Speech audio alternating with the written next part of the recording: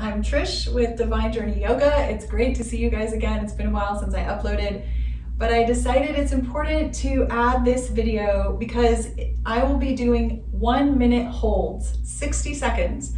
Dr. Loren Fishman recommends 30 to 90 seconds of holds for the 12 poses. And so as I've gotten stronger, I've noticed that I want to hold them a little longer, and I wanted to offer that to any of you who are doing that as well.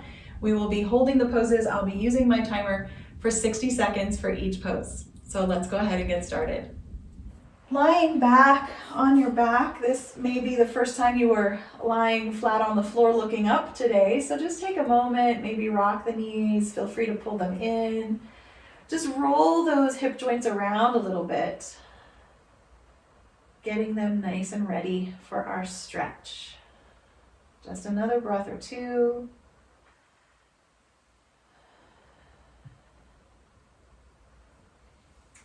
And then reaching for the strap, let's wrap it around the right foot, the ball of the right foot, right below the toes. Beginning to push the foot up in the air, right above you. The knee can have a bend or be straight. You're going to start to push into the strap with your foot and pull the strap down with your hand. Not 100%, but somewhere under 50% effort. The other leg can begin to stay bent or stretch out or maybe even hover. And we're gonna start the 1 minute of hold and just keep breathing, experiencing for yourself the effort that it takes to build the muscles and the bones in our bodies. There's all these little things you can do, little adjustments, relaxing the head and neck, using the muscles of the arms and shoulders, the core, that pushing into the strap and pulling it down, that's where the effort really resides.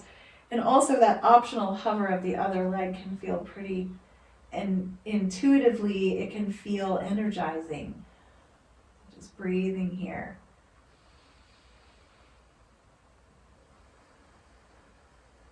You might even begin to feel the beating of your heart. It's a nice reminder that we are alive.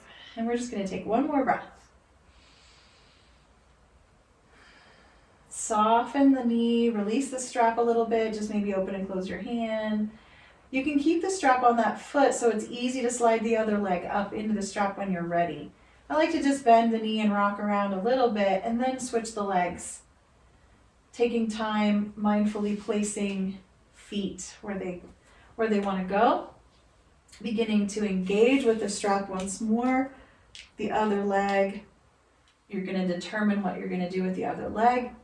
Bent or long or hovering, and just breathing here, using the core, feeling the belly engage, the back of the body, feeling the floor.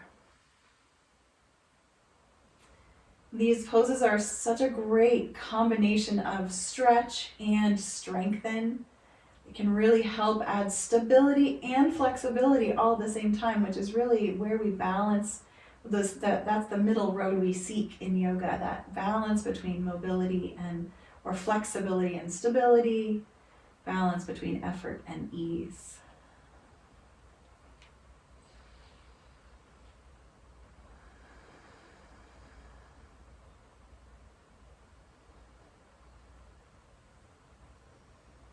We'll take another breath.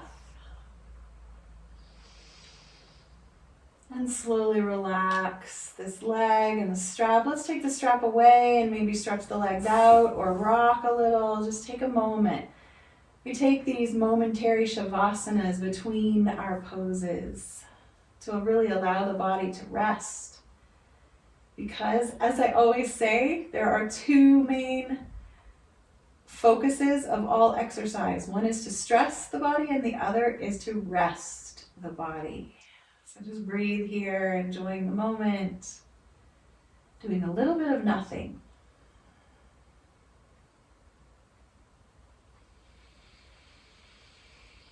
And as you take those deep breaths, you can watch the sensation disappear from hands and feet and legs, and then maybe begin to move a little, bending knees and rocking. We're going to begin the second pose. Starting on the right side, we're using our strap again, wrapping the strap around the ball of the foot once more. This time the leg is going to open wide And as you open it, watch the other hip, making sure that the hip stays on the floor, both hips on the floor. Now here's a variation you may not have tried.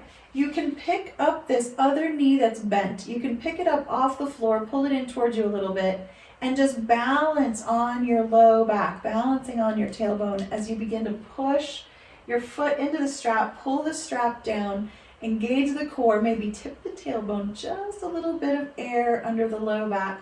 This option of keeping this other bent knee floating in the air is completely optional. You don't have to do that, but I'm enjoying how that feels to just kind of be balancing here, engaging some of the balance muscles that I need when I'm standing. This is the safest place to practice balance, on the floor. Keep working with your core, engaging with the strap and the leg, and breathing.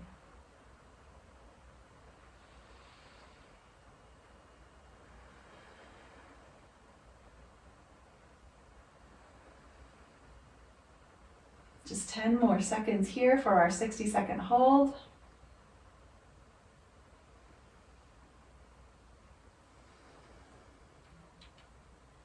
Slowly bending the knee, planting the feet back on the floor, rocking a little, maybe stretching out for a moment. We're going to switch sides in just a couple breaths. I like to keep the strap on the foot so it's easy to transfer, but if it falls off, you can get it back on the other leg.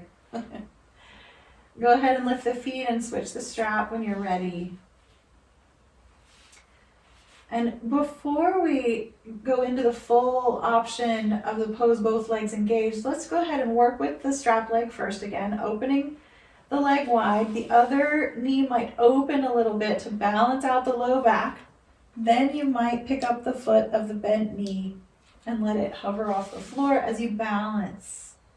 Both sides of the body touching the floor, especially down around the tailbone and the glutes, balancing out down there, using the strap a little bit to pull. Sometimes 2 hands feels good, sometimes just one. Just breathing, maybe eyes open or closed.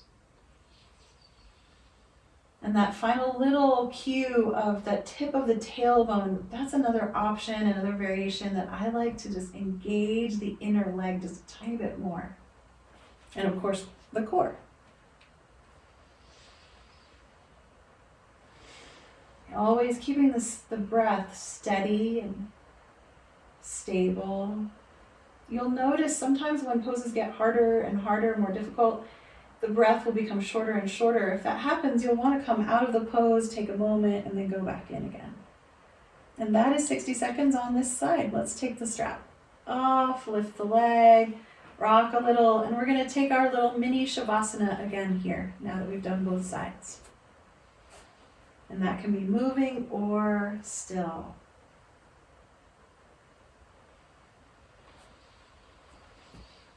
Taking maybe 5 breaths. Sometimes it's nice to simply count the breath as a way of focusing the mind.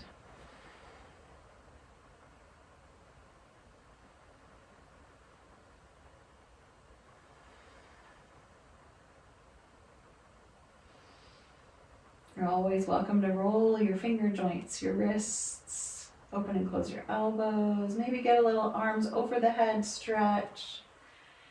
Our next pose is bridge pose or arch, depending on how you like to describe it. You plant the feet with the knees bent and the arms can come down beside you, taking everything out from under your head so that the neck has plenty of room. Beginning to tuck the shoulder blades under, walk the feet into position for your knees, and begin to lift the hips up off the floor. Moving into the amount of effort that you can sustain for that 60-second hold. Noticing where you're feeling the work, the stretch, and sending your breath there as a way of helping to bring life force energy into the pose. You're also welcome, as another variation option, to bend the elbows, point the fingers toward the sky, but then push the backs of the elbows down into the mat, engaging the mid and upper chest as well. We always soften the face, the jaw, and the throat, trying to let everything below the neck do its work. Even the little toes can get some work here.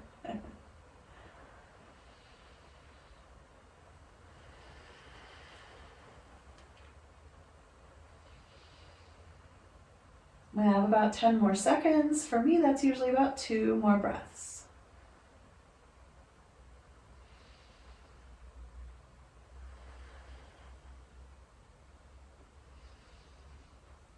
Relaxing down nice and slow, taking a break, allowing the body to rest.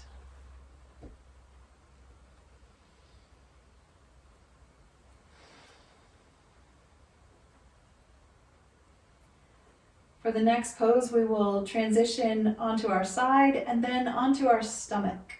So you might rock a few times side to side, and then roll over, resting on seed pose. And then, of course, slowly rolling all the way onto your stomach. Once you land on your stomach, you're welcome to move into a little back bend of Sphinx pose or Cobra, just a little stretch for the front of the body. And then settling downward, we will begin to build our locust or navel pose, or cicada, I sometimes call it, because it's hard to understand what I'm saying when I say the word locust. So for me, full locust pose is arms and legs and head and shoulders floating off the floor. Feel free to go there when you're ready. I'll start the timer now. And since this is a 60-second hold, sometimes you might decide to relinquish one part of the body here. You might get tired and let the legs float down and keep the arms off the floor, or vice versa. You might let the arms float down and just engage the legs. Either way, you are still engaged with those beautiful back muscles that are helping support your spine, low back, your core, down through the legs, up through the crown of the head, and out the arms. Such a beautiful full body pose on our bellies. Let's just keep breathing.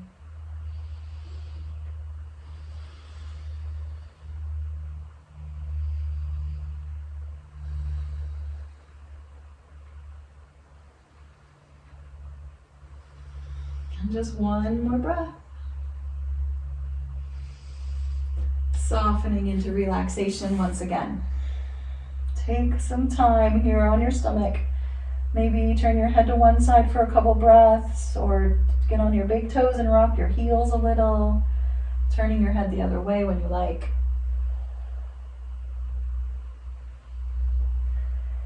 You might notice the beating of your heart from that exertion in that pose. That's a good one. We are going to slowly and mindfully transition to standing now.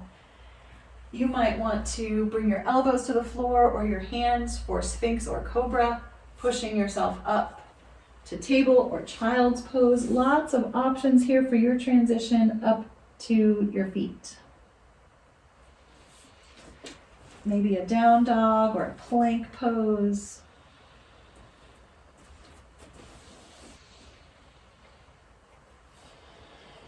As you rise, just taking your time, adjusting clothing, maybe take a drink, maybe walk around a little bit, just kind of acclimating to standing now. We were just completely prone on the floor. Now we're two-legged people again. So walking around just a little bit. Our first standing pose, there are 5 great standing poses here. Our first one will be Warrior One Twist, which is also a variation of a revolved triangle. So we start at the top of the mat, the short end, mountain pose. Just stack your bones, head over shoulders, over hips, over knees, over heels. And take a few breaths, allowing your body and your mind to join back up again for the mindfulness of these poses. Maybe a few bends in the knees.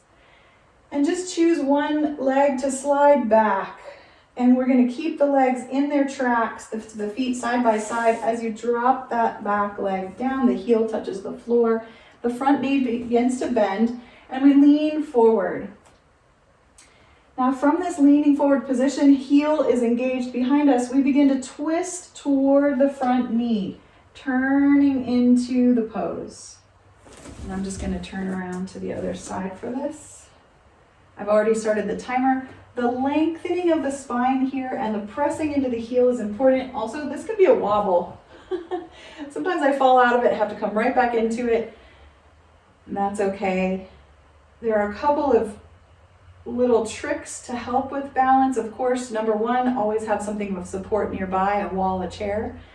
Another one you might do is if you pull the belly in and also pull the legs toward each other isometrically, there's this stabilizing that happens through the center. And then also you can push into the floor. And then the final thing is to find that spot on the floor that doesn't move and just stare at it intently. That's our drishti, or our focal point. And we're just going to take 2 more breaths.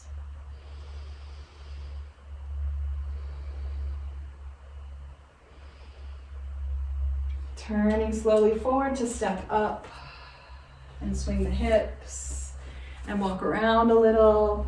We're just going to take a moment before we do the other side. I'm walking down to the other end of my mat again so I can twist toward you, but you don't have to do that. You're just going to remember which leg you stepped back with before and just do the other one this time. Feet side by side, mountain pose for just a breath. New front leg gets all the weight, and that new back leg steps back, the heel drops down, and the knee is bending as we lean slightly forward. The leaning here is all about coming into alignment with that long leg angle behind us. And then we start to turn in the direction of that front thigh, twisting the heart that way. There are other options you can add here as well. You might straighten out the front knee. That's when it becomes a full revolved triangle. I prefer the bent knee, it's a little more stable. And I really want to engage my core, pull it in, pull the legs gently toward each other. Yeah. And breathe, reaching out through the crown of the head, long line of energy. Make sure the neck is in line with the spine rather than turning or curving at all. Use those soles of the feet, grip with your toes, push into your heel. This is probably the very center pose of this practice, and it is the most stressful for the hips, which is also therefore the most strengthening. But not if we go too hard for too long, so be careful and kind. Let's take 1 more breath. Turning forward and stepping up. And take that break, that little mosey around on the mat. Maybe look out a window, just kind of reorient yourself to the moment. These breaks in between, they're not only good for our bodies to take a break, but they're good for our minds to get back into the present, to maintain that awareness of our daily conscious living. Okay, the next 3 poses we will be practicing wide on our mat. So I like to turn sideways on my mat and step my feet wide apart. Toes point forward at first, the edges of the feet parallel to the short ends of the mat. Lift the head, the heart, reach up. Good. Mountain, wide angle mountain pose. And then you'll choose one of your feet to turn outward. And then begin to bend that knee right up over the ankle. Keep the torso centered, lifting up, and spread your arms out wide apart, warrior 2. Hand position is up to you. You can feel how changing the position in the hand just simply changes a little bit of effort in the shoulders. And then there's 3 working cues here. The first is to press down into the floor with the feet. The second is to pull into the core and lift up with the head and then reach out with your arms. So it's down and up and out. And a little smile is always a great idea. You're welcome to turn your head and smile out over your fingertips that are above that bent knee. And breathe.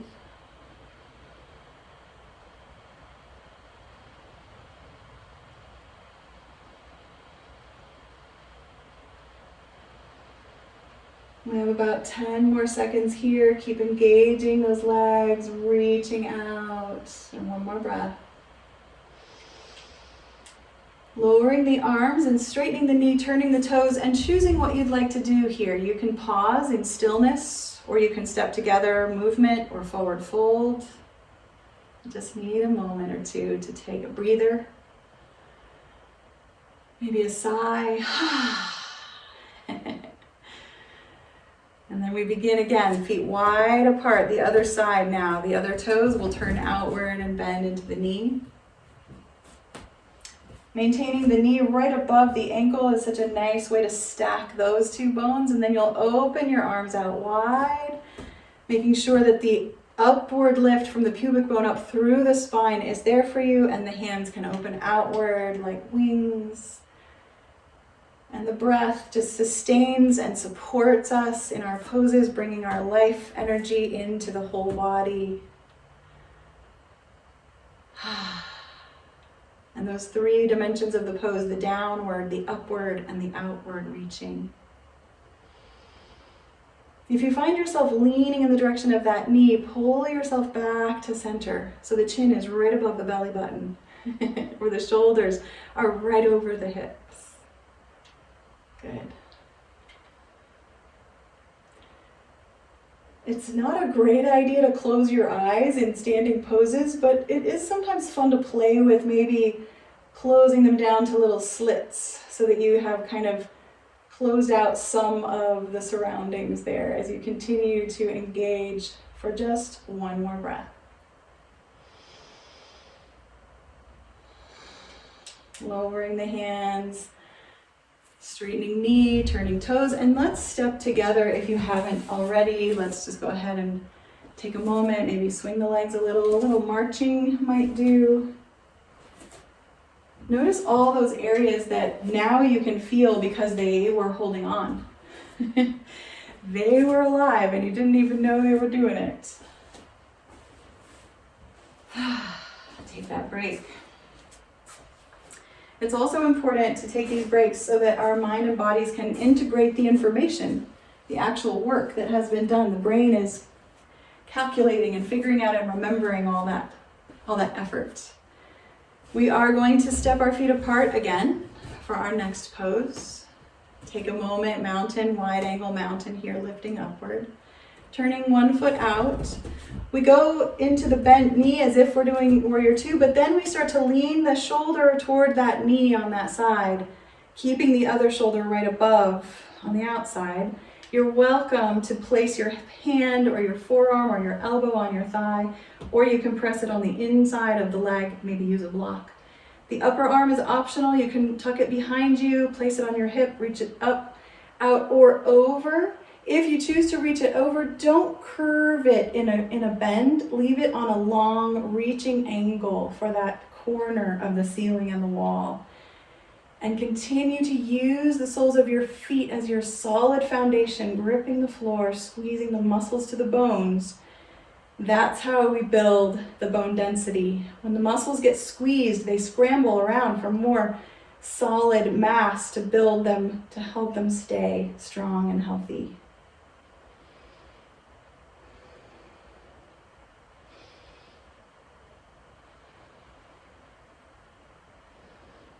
One more breath. And rising up slowly, taking that moment between sides to breathe. Hopefully you're getting a little warmed up. You might want to turn on a fan. That's just our body's way of saying, yes, I'm alive, I'm doing the work. After a moment or two, you'll begin to turn your new foot outward, the other foot. Bending into the knee, leaning to that side. Other arm reaches up or out or over, anywhere it wants to go. You feel best, and you can imagine that you have your back against a nice solid wall so that the alignment is so congruent here, shoulders one above the other. And then the line of energy from those fingertips down to the outer edge of that heel and foot that's down at the end of your mat. The effort that you're feeling in the hips and the thigh and the calves. So important, that engagement.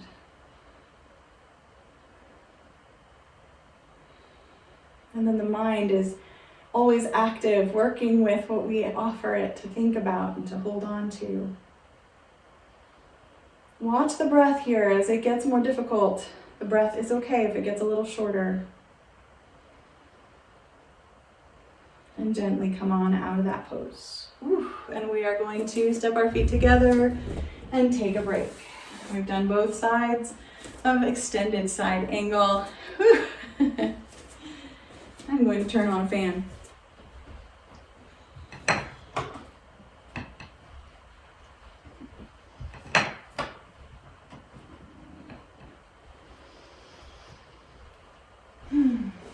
walking around. Our walking is that side to side movement of the brain, integrating, accepting the information, storing it away for later.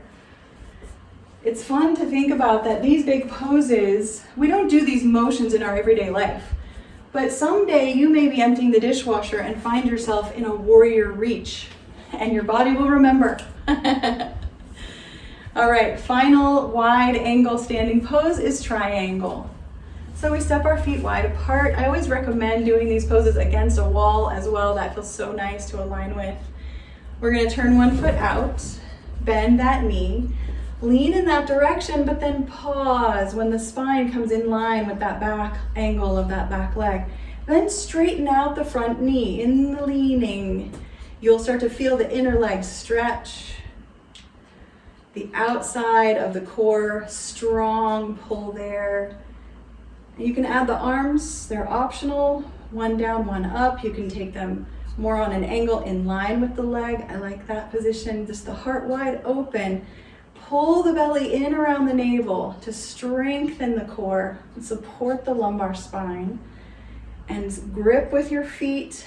Feel the muscles in your legs awakening, doing their work. And then the head is an extension of the spine. So it might feel like you've turned your ear toward the foot on the ground, but you're reaching up through the crown of the head toward that upper wall away from you there. Just a couple more breaths.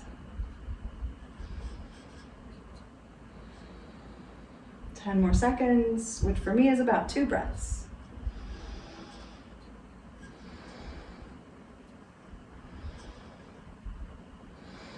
Rising up, 60 seconds of triangle pose. Congratulations.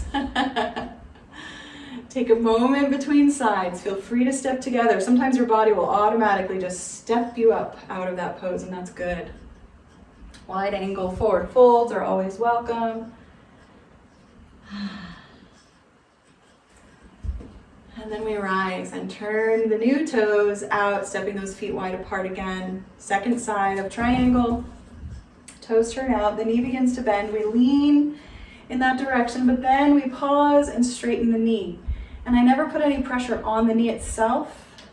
Maybe a little pressure up here in the hip crease might feel good to support you, or you can rest a little bit on the shin.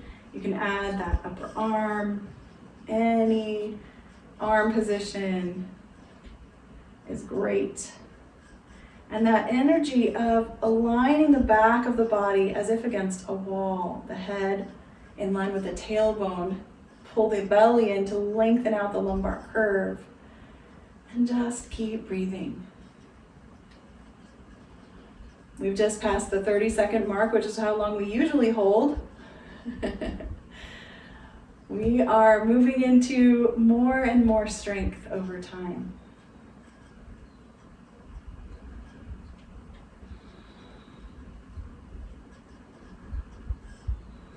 Try to balance the energy on your feet too. You might want to use one part of the foot more than the other. Try to balance that out a little bit. And slowly rise up. Oh my goodness. And step those feet together. Excellent work. We only have 4 poses left, including Shavasana, which we will do at the very end.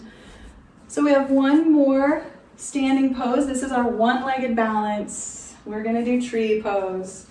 And there are lots of variation for tree. You can use a chair, a wall, a block. I'm gonna do the minimalist tree today and just use my wall. I always recommend that you come and stand next to something. Of course, you're in your house, so you can try standing in the middle of the living room, but then if you don't like it, walk over to your wall or your couch. So first it's mountain pose. Both feet have the weight of the body balanced together.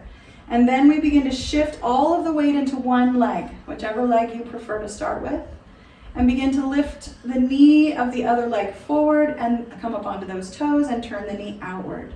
Now this might be your tree pose. It's okay to leave the toe right where it is, a little ways from the foot. The pose itself is all about that middle hip weight bearing that's going on there. If you'd like to begin some more engagement with foot and ground or foot and leg, you can walk the foot right into the calf or above the knee. pressing leg and foot together. You can lift the heart, pull the belly in, and add an arm or two, holding on just with a little fingertip, or you're holding fully with both hands, and your body is safely engaging in a one-legged stance. Such a gift that we can give our bodies. Arms can be anywhere you like them.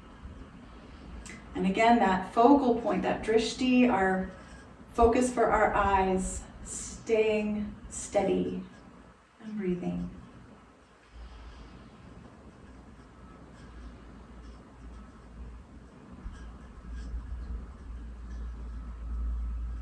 And that's 60 seconds. Come on down and take a moment between sides. You might like a forward fold here. Sometimes I like a deeply knee bent forward fold, nice flat back. Always keeping that back long and straight. Such a way of empowering and healing our osteoporosis. Keeping the spine straight is what it's all about. Okay, we're going to try the other leg for our tree pose. Take a moment longer if you need it. Leaning the weight of the body into the new leg, the other knee opening, settling into the pose and the breath. And here again, there are three main dynamics. There's that pressing down, rooting down with the standing foot, the lifting of the leg, and then the drawing together right through the hips and the core, the pulling inward of the belly and the hips. If you can imagine the hips getting slightly closer together right at your center, that's a nice way to fully engage those muscles. Please unlock the standing knee so it's not locked in place. We want to be able to get the front of the leg slightly engaged as well with a tiny bend in the knee.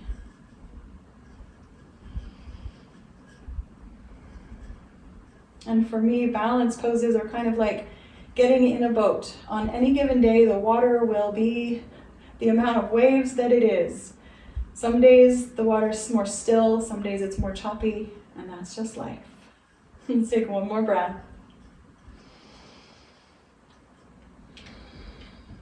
And settle out. Take a moment, maybe a little walking back and forth. Our next two poses, our two final poses before Shavasana, will be seated twists. So you are welcome to forward fold, down dog, child's pose, anything else that you think of along the way. Plank poses are nice here when we're tired. Or you can simply have a seat upon the floor, sitting upright but not uptight, nice and tall with the spine. Taking our time to settle for a moment. Let's settle into Dandasana, staff pose, legs stretched out in front of us. And of course, you're welcome to always have something under the knees if you need that a little bit there for tight hamstrings. We're just going to take a couple breaths in our seated mountain pose.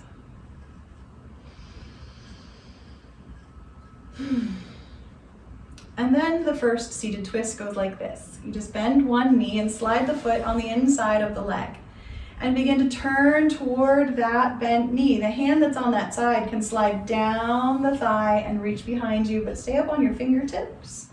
So you get this beautiful lift up through the crown of the head, and then reach out with your long leg, turn through the center of the body and breathe, letting the shoulders slide down toward the floor, long neck. You might want to look over one shoulder for a while and then the other to add to the neck stretch.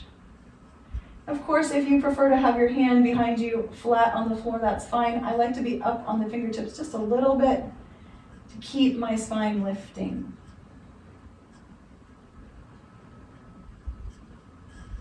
And the breath is just slightly constricted here because of the squeeze, and that's so good for the organs. They're getting a little massage, a little detox.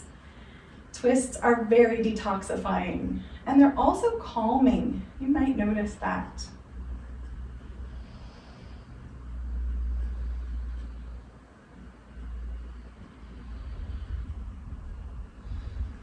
Slowly turning forward again, both legs reaching out for a breath. Maybe a little rock from cheek to cheek, a little butt massage there. And then the other leg can begin to bend in side, the long leg there. Turn toward the bent knee. The hand on that side slides down the thigh and walks back behind. And just all those little points of engagement. Seat reaches down, head reaches up. The spine is curving, twisting. I love that stretch across the belly skin. Just gentle stretch there. You can add the movement of the head or a stillness gazing. This is also a nice place to close the eyes. That's always fine. You can really wake up that long leg, push out through the heel, curl the toes back toward you a little. We're just past the 30-second mark. Just keep going as long as you like.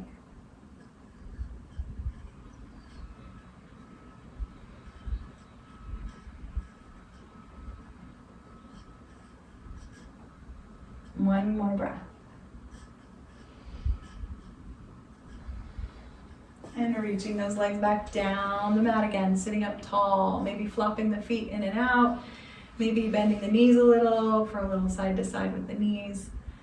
And we'll go into our second variation of this seated twist. It's just a little deeper. You can do the same one again if this second one feels like too much for you. We're just gonna bend that first knee again, and then the long leg goes across the middle of the mat, just a little bit of a diagonal, and we pick up the foot and cross it over the thigh. And this is a great place to stay, turning into the twist when you're ready, or as an option, you can tuck that bottom leg under and turn in the direction of that bottom foot and the top knee. You can wrap your arm around the knee joint or cross over the thigh. Whatever you're doing, make sure you're paying close attention to the shoulders remaining level, side by side, as if your shirt is hanging on a hanger. This one goes a little deeper down across the hip and the glute there, sometimes up into the low back, depending on what we've been doing, how stiff or how much work we've been giving our low back and our hips in any given day.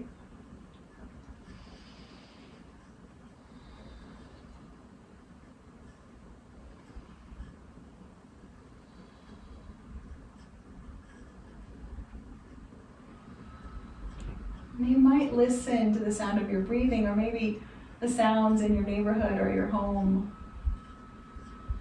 just as a way of practicing mindfulness and being present. One more breath. And turning forward. This time we're going to spread the feet wide apart for a moment in between sides. And maybe if you're sitting up on a blanket, it's easier to do this. You can rock the pelvis forward a little bit and maybe point and flex the feet or roll the ankles in and out. Just a slight lean forward with a long flat back, getting that inner leg stretch. That's a little bonus pose there. And then we'll do the other side of our seated twist. We can bring our legs together, bend the new knee. The long leg goes across the mat a little bit so we can cross the foot over. This is a great place to stay. If this is better for you, you'll turn into the twist with your knee there toward the knee, or you'll tuck the bottom leg under and turn toward that bottom foot, same way. And I like to kind of fiddle with the hip position here. You don't have to feel locked. You can kind of move the hip of the bent knee back a little bit. Just playing with the sensation and then breathing deeply into the stretch, into the twist.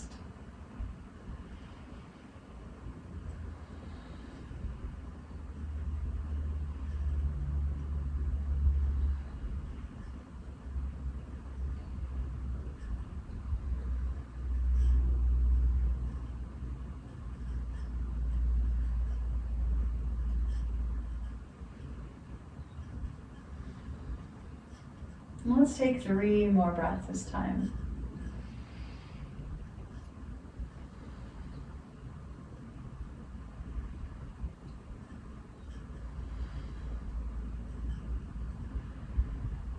And slowly turning forward. You might spread your legs again or rock the knees a little. We are going to roll onto our side and then onto our backs for Shavasana. Rolling onto your back, You can put your legs up the wall. I highly recommend it, or over a chair. And just notice how you feel. Hopefully you feel nicely tired. Not too worn out.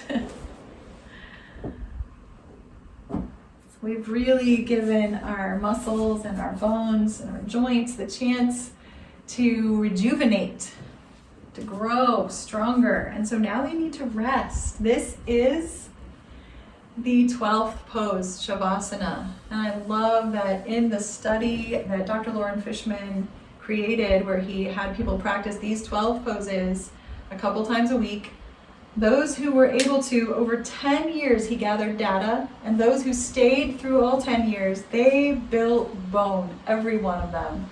No one got hurt. And that's because there's a balance in yoga. Balance between effort, work, and then the resting, the ease. So allow yourself some ease this morning.